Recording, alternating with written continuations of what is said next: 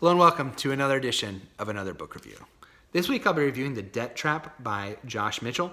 Talk very briefly about the author, go into an overview of what the book is, talk about what I liked about it, what I didn't like about it, who I'd recommend the book to, and finish off with what I'll be reading for next time. Josh Mitchell is a reporter with the Wall Street Journal.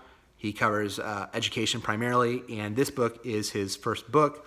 Debt Trap is a few different things, but it's mostly a look at the history of students borrowing from the federal government in order to pay for post-secondary education, be it for-profit colleges, nonprofit colleges, state schools, technical schools, community colleges, starting from roughly the Eisenhower administration and the space race all the way up to really today, and how that system over time has become warped and how Congress has or has not attempted to fix that system, and with those fixes, what unintended consequences have happened.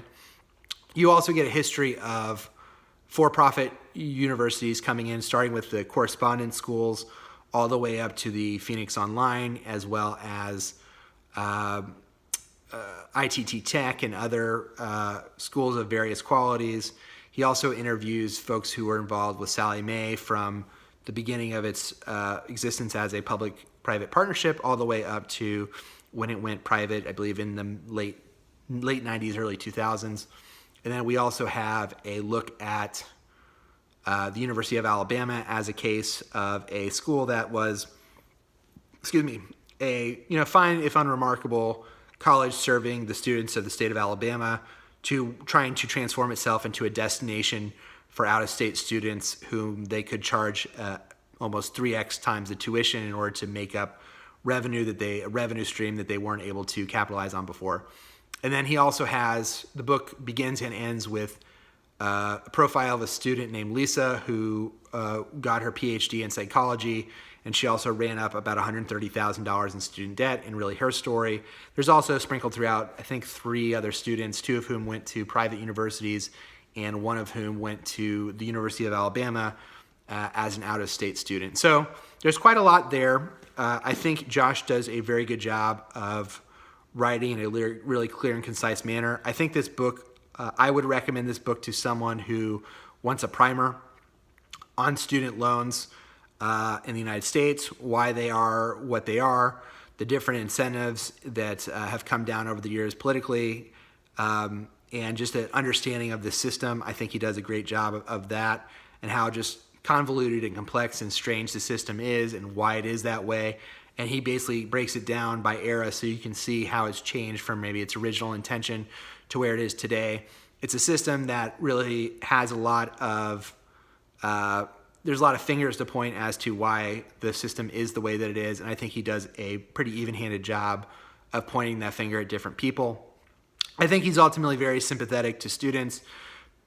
Maybe we would not share that same sympathy if we were in the same room together, but be it that as it may, he does have the profile, so you can kind of get a sense of why someone would get into the system, what reasons they have for attending college, and how they could maybe be lured into a system where they could be taken advantage of.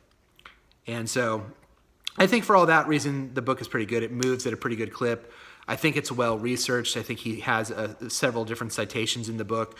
Some of the things that I had maybe a harder time with that I don't think are as well served with the book. He ends with a couple prescriptions for solving the student loan crisis that I think will probably be difficult for a majority of people to agree with. I think the main crux of the question, and he would need another chapter or 2 on the kind of the push and pull. The push and pull on the issue is really whenever the question has come up, well, do we want to cut access to people, or do we want to continue to have a system where everybody can access higher learning? The federal government has always gone with we're going to just continue to make sure that we allow access for people. And I think the question of, if you were ever to change a system, what would you do to change it? Anything that you would do to change it would reduce access for people. And just due to the politics in the country, I think that would be very difficult to tell people that they cannot attend college. Right now, we basically tell everybody who's qualified they can attend, and they just have to find a way to pay for things.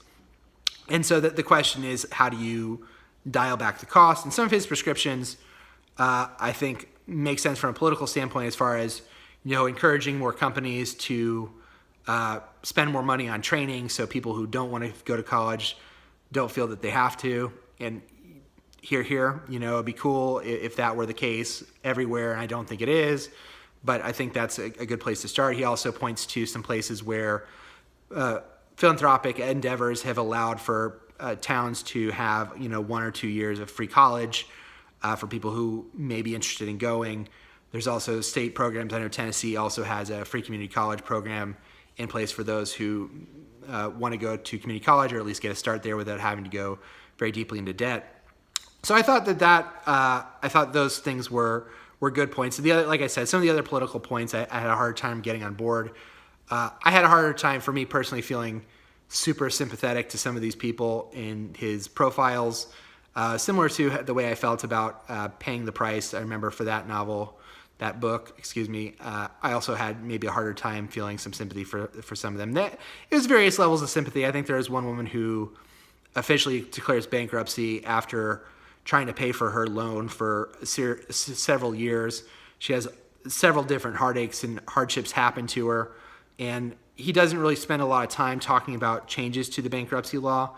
I think that is also an area where there may be more political congruence than in some of these other solutions. So if you're looking for something that's really just I want to learn more about why the system is the way that it is. I want to learn about the different incentives that people have. I want to learn why someone would go to an out-of-state university when they can go to an in-state university. Those are all kind of throughout the book. And if you're something you're interested in, I think it's a good read. Like I said, it's pretty quick, and I think he has a really clear writing style, and I think he also has an understanding of there being kind of multiple suspects, as it were, into the reason of the student loans being. I think it's roughly $1.7 trillion as of today, as far as the number of student loans. So that is The Debt Trap by Josh Mitchell.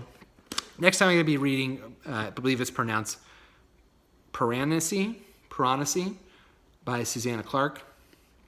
I should have a pronunciation by the next time I have the video. But I'll also go ahead and leave my link to Paying the Price by Sarah Goldrick Robb, in the comment section below if you want to check out that video. Please subscribe to the channel, like the video, and I'll have my Twitter link below as well if you want to follow me there. Until next time, bye.